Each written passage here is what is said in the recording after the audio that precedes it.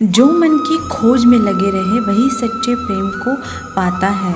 अच्छा कर्म करने में ध्यान रखो, फल की चिंता मत करो, समस्त जीवों की एकता को समझो, तभी तुम स्वयं को पूर्ण मान सकोगे। जो शांति मन से आती है वही शांति असली होती है। जीवन का मकसद सिर्फ पाना नहीं होता, बल्कि अपने और दूसरों के लिए भागीदारी करना होता है। जब तुम अपने अंदर की दिव्यता को समझोगे, तब तुम ब्रह्मा का रूप देख पाओगे। भगवान के भक्त सिर्फ मंदिर में नहीं बल्कि हर जगह मिलते हैं। प्रेम करो, क्योंकि प्रेम ही जीवन की एकमात्र शक्ति है। धर्म का अर्थ है सत्य और न्याय का पालन करना और अपने कर्मों के द्वारा अच्छाई फैलाना। अपने मन को वश में करो, तभी सब विकारों से मुक्ति मिलेगी। जीवन की हर राह पर चलते रहो, क्योंकि श्री कृष्ण हमारे तुम्हारे साथ हैं। भगवान कृष्ण की कृपा से जीवन में आनंद और समृद्धि का आभास होता है। प्रेम से जीने की कला को श्री कृष्ण ने हमें सिखाया है। जीवन की परीक्षा में विजय प्राप्त करने के लिए श्री कृष्ण के साथ चलो। जब आप ईश्वर में विश्वास करते हैं तो उन्हीं की कृपा से सब संभव होता है। जीवन सच्ची खुशियों से भर जाएगा। अगर तुम ईमानदारी से अपने कर्तव्य का पालन करोगे तो अंत में जीत तुम्हारी होगी। जब तुम अन्याय के खिलाफ लड़ते हो तो तुम्हारे पास सुप्रभात होता है। जो अधर्म के लिए खड़ा होता है उसे सत्य का सहारा मिलता है। जीवन का मूल्य उसे अर्पण करके बढ़ाते हैं, न उसे उपभोग करके। जब तुम अपनी कर्तव्य पर ध्यान केंद्रित करोगे तो तुम्हारा रास्ता स्पष्ट हो जाएगा। भक्ति का मार्ग सीधा होता है तो मुझे पास ले जाता है। आपसी प्रेम और सहानुभूति से युक्त होकर तुम दिव्यता को प्राप्त कर सकते हो। जब तुम दूसरों की सहायता करते हो तो तुम्हारी सच्ची सेवा शुरू होती है।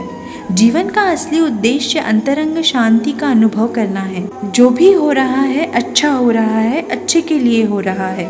ईश्वर का वचन सत्य है और उसकी वाणी में विश्वास रखो। प्रेम करना सीखो, अन्यथा कार्यों का अर्थ नहीं होता। जब तुम प्रेम करोगे तब तुम्हारा मन परमात्मा के पास बस जाएगा। जीवन का मार्ग ध्यान और भक्ति में सेवा के माध्यम से जाता है। इन तीनों में पूर्णता प्राप्त करो और अनंत शक्ति को प्राप्त करो। चिंता मत करो, भगवान हमेशा तुम्हारे साथ है। जो कुछ हो रहा है वह उनकी इच्छा के अनुसार हो रहा है। आपके कर्म आपके द्वारा नहीं बनते, बल्कि आपकी आस्था के आधार पर बनते हैं। जो भी कर्म तुम प्रेम से करो वह आपको मुक्ति के मार्ग में ले जाएगा।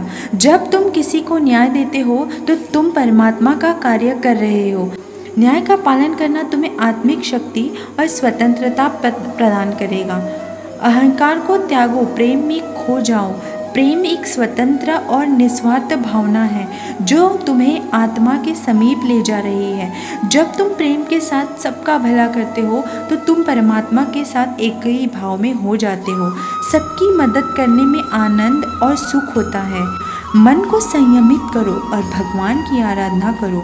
जब तुम भगवान के साथ स्थिर रहोगे तब तुम्हें सुख और आनंद की प्राप्ति होगी। जीवन में धर्म का पालन करो और सत्य का मार्ग चुनो। जो भी कार्य तुम सत्य और धर्म के आदान प्रदान में करोगे तुम्हें वह आत्मिक उन्नति का मार्ग दिखाएगा।